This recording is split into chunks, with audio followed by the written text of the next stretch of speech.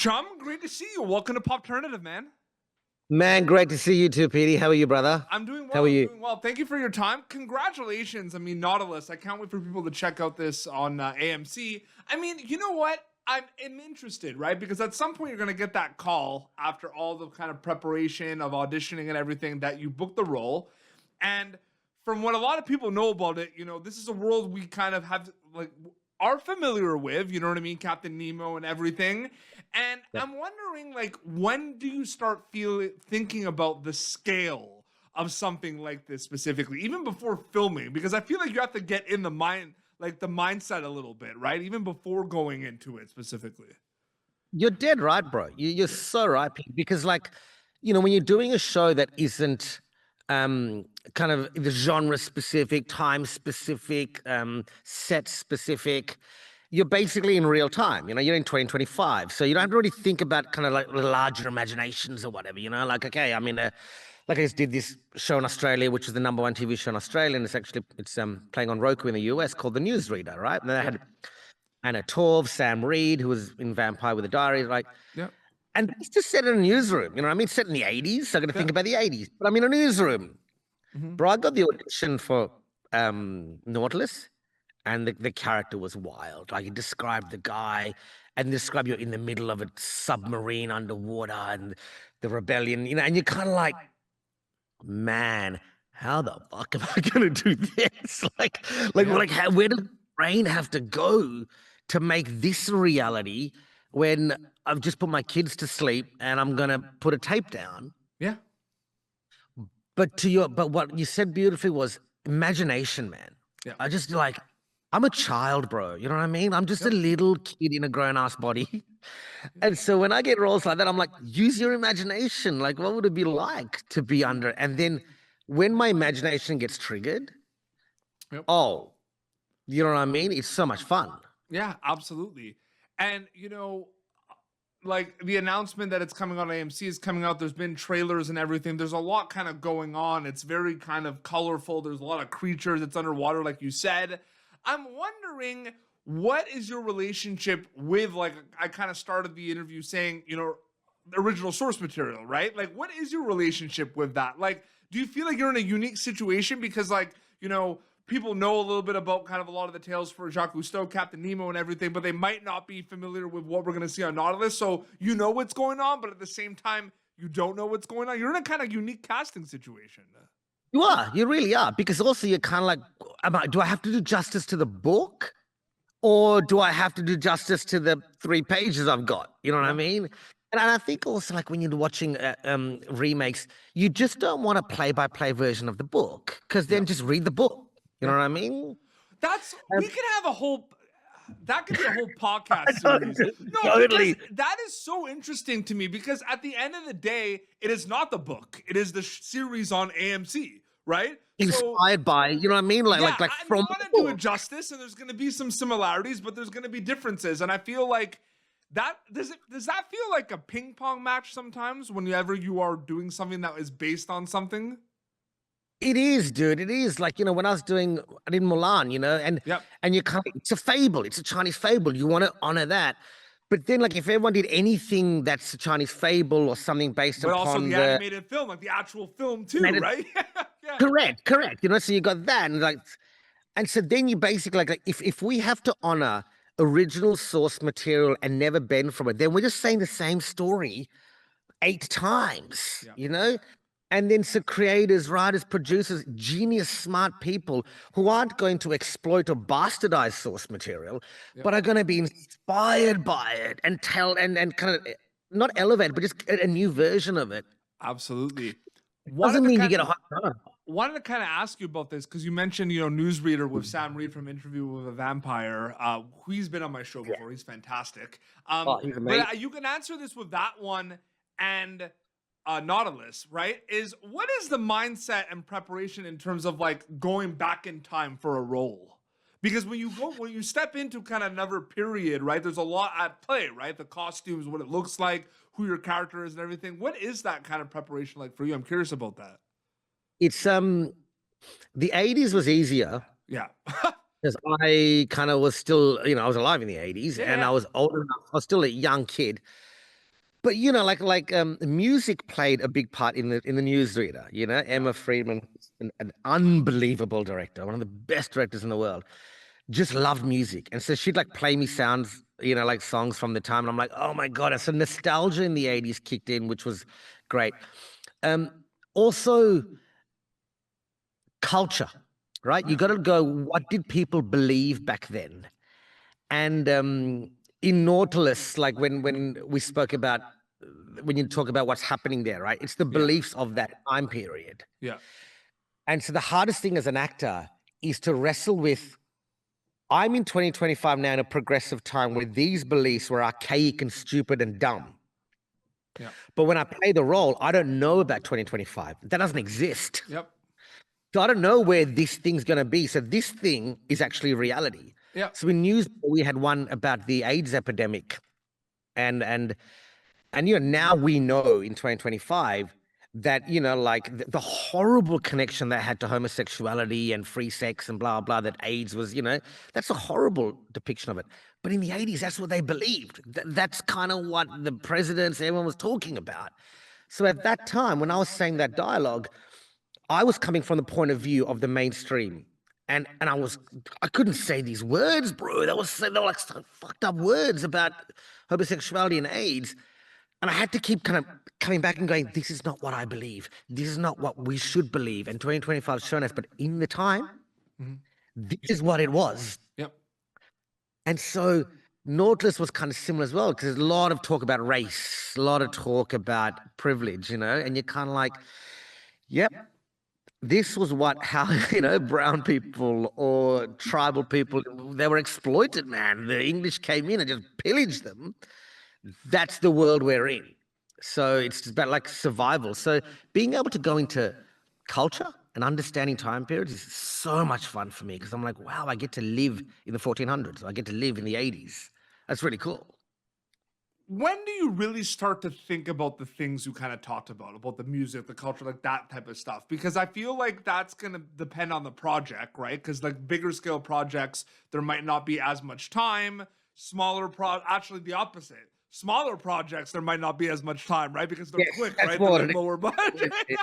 But like, does it depend on the project of like how much kind of that thinking comes into play, I guess? Yeah. Totally, brother. Totally.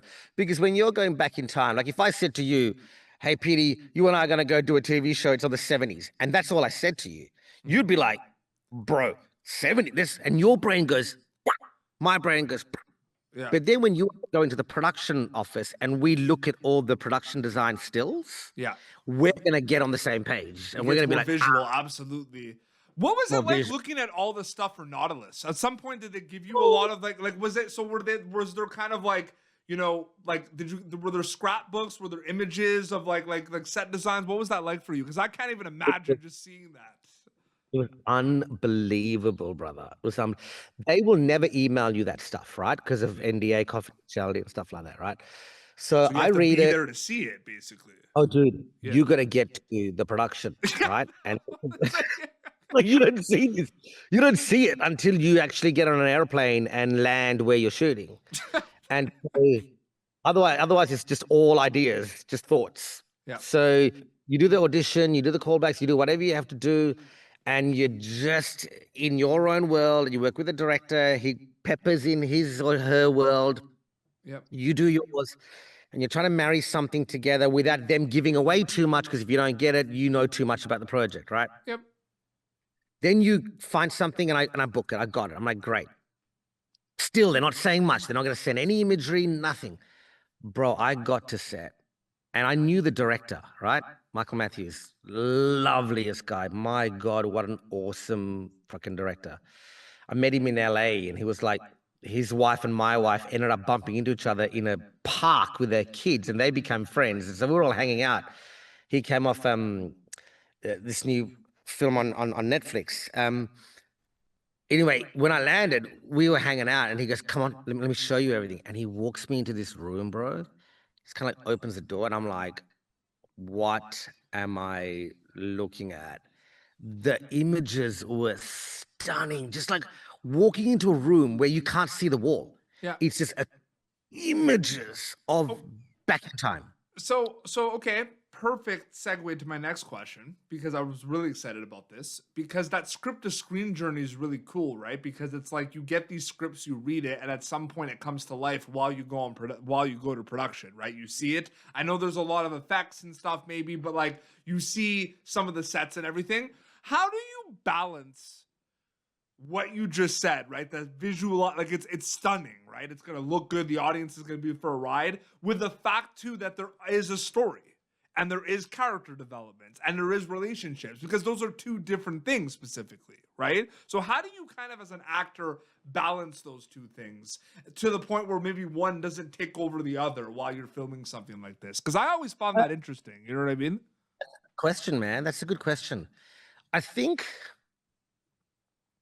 that's where, when you meet the extended team, that is where the balance happens. Yeah. You know, like when you go and meet costume, right? And I walk in, and the heads of department of costume and the seamstress, they all come, and they pull out and they're like, "This is what you think." Then what's really cool isn't that you look at it, and I said to them, "Why did you pick that?" And you hear their story. Yep. You know, because at the time, actually, your character would, because they've done all this research, because they've got more knowledge of it than I do. So it's like, you know, hey, we're doing a TV show in the 70s. There's only so much research you can do. Yep. But if prior to that, you're told 70s disco set in New York, okay, I know what I'm researching. I don't know that. Yep. So costume knows this. So they come back, and on my wardrobe fittings, they start telling me all this shit I didn't know. Yeah. I'll go to makeup, and now they've got this wig, or they've got this stuff. I'm like, why do you want that? Because at the time, this is what they did. And now the balance happens naturally, bro. It just starts to do this. Yeah. Because the team, the artistic team, actually starts pulling the pieces together, because now they know who the person is. Yeah. No, So absolutely. this great world set, but they don't know who the person is. And I come in, it's like Willy Wonka's chocolate factory, bro. Like you come in just seeing pictures, and all of a sudden, click, click, click, click, click, click, click. Yeah. You meet the other actors, and I'm like, you're the guy that I'm going to, you know, steal the Nautilus with, or you're the guy that I'm going to do this with. Yeah. And it's just, and then they take the photos of you in costume. You come back a week later, they start showing you everything. So that's a beautiful question, and that balance happens by meeting the whole team. Yep, absolutely. You know what? I had two questions. Now I have three because I just thought of one that's a perfect segue to what you just said. Yeah, what is it, brother? Naturally, your conversations you're going to have with the creatives versus your cast are going to be different. You know what I mean? They're going to be different, right?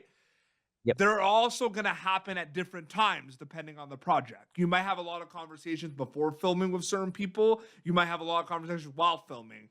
Take me through the conversations with creatives and with your cast with Nautilus, from what you could tell me, in regards to like if there's a lot that kind of happens on the days. Is there a lot that happens over Zoom before with the creatives? Like what's that like with this show specifically? Because it's so complex and such a big world. So I'm just really excited to hear about those conversations. You know what I mean?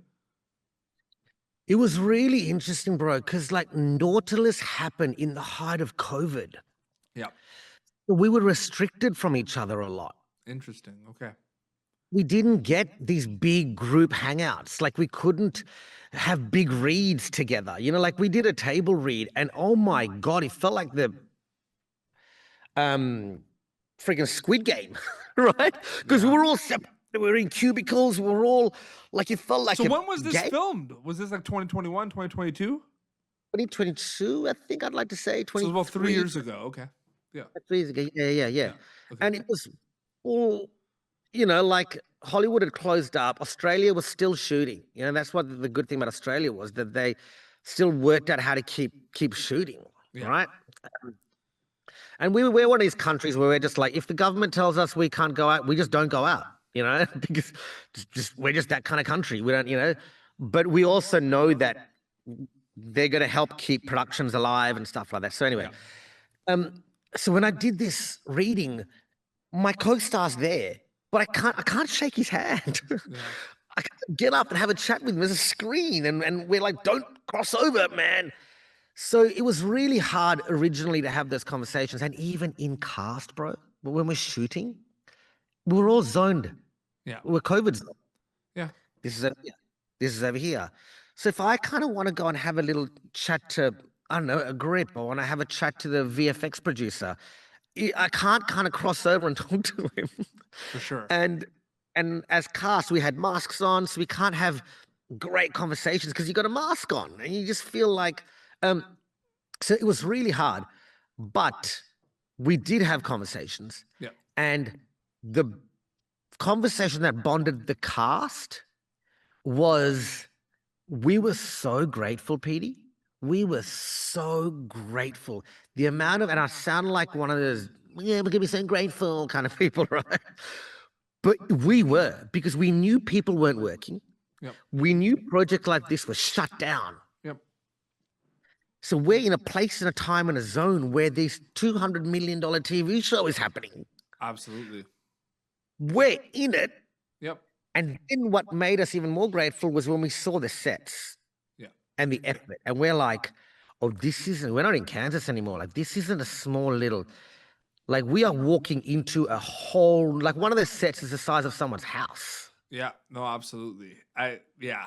And then, it's interesting you mentioned that, because given what you just said about the massive scale of the show, the sets, the kind of stimulating kind of experience that the audience goes on with this, right? I know the answer to this question I'm about to ask you is usually no, or you try not to. But given everything you just said about the type of show and that it's going to have the audience kind of being on a journey, right? Like diving in and being part of it. Yeah. Are you Yeah. ever conscious of the audience member watching Nautilus while you are making it in production? Or is that something that happens when you wrap, so to speak? Oh, never, dude, never. Yeah. I mean, I didn't. Some other people might. Yeah. It was so immersive. That's so the thing. sometimes, You're in the zone, right? Absolutely. Yeah, yeah. bro.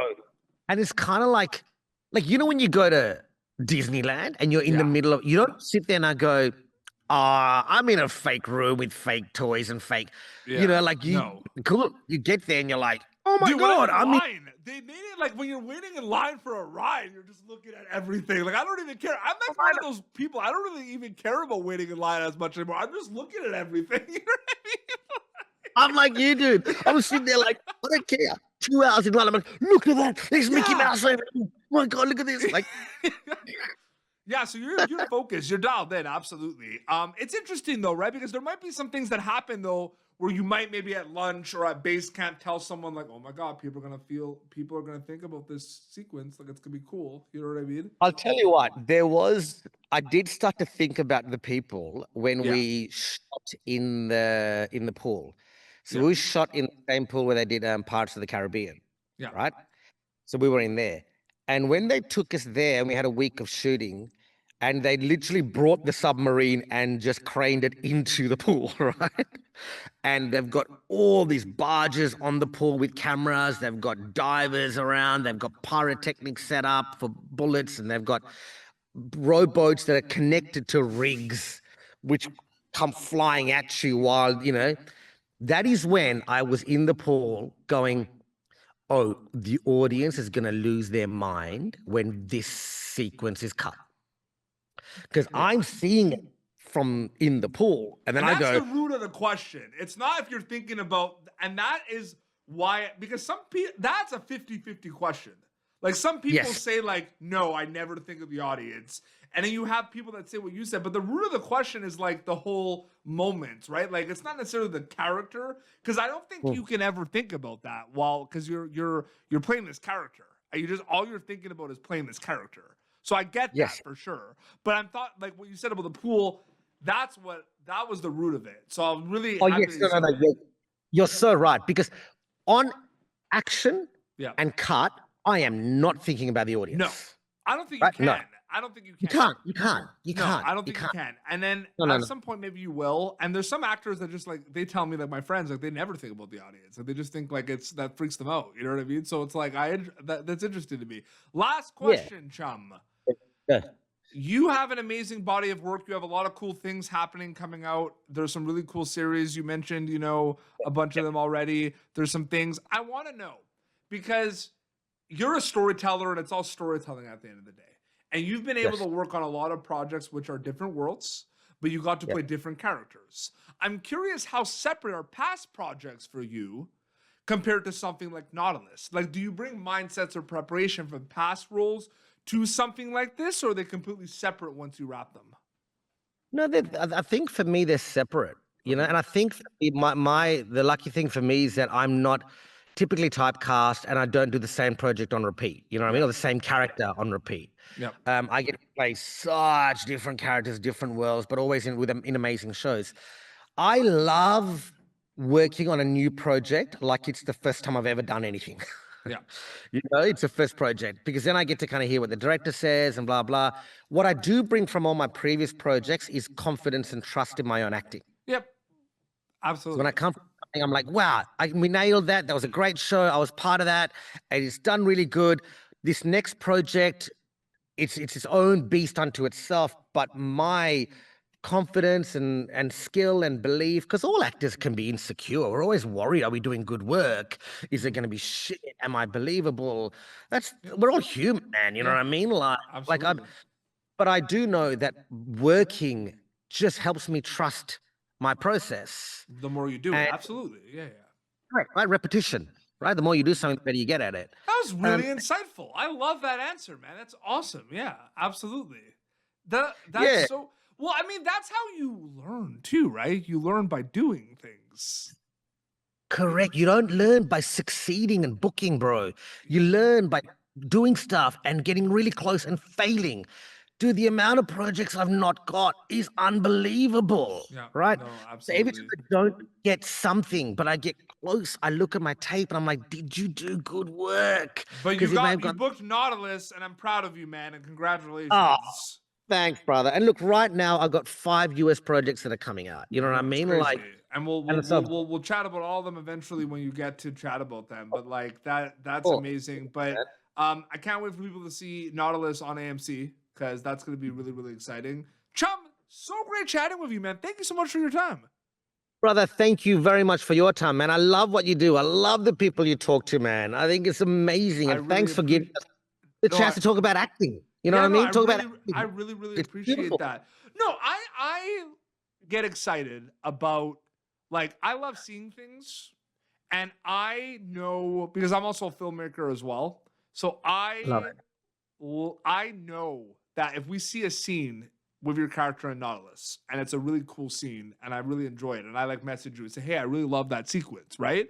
Yeah, I yeah, yeah. know there was a lot of work that was put into that, whether it was on set, whether it was for the audition. So the work was put in. But B, I love how there might be 15 to 25 stories or little tidbits that like led to what we saw on screen. You know what I mean? That might have been planned or might not be. So it excites me knowing that there was a lot that went into a 2-minute sequence. You know what I mean?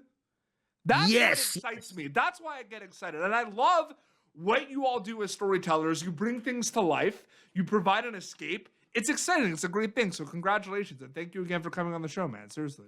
Man, absolute pleasure. Thanks for having me, mate. I loved it. Absolutely. Your Instagram account is just your name if people want to keep update with everything. That's it, man. Yeah. Just Chum Ehelepola. That's it. Awesome. Well, this has been Pop Turnitive, youtube.com/Pop Turnitive. For previous episodes, you can catch Chum Ehelepola in Nautilus coming soon to AMC. Until next time, it's Chum and Peter Beats signing off. Thank you for tuning in to Pop Turnitive. Make sure to check out our past episodes of Pop Turnitive on YouTube. This has been an Autograph Communications production.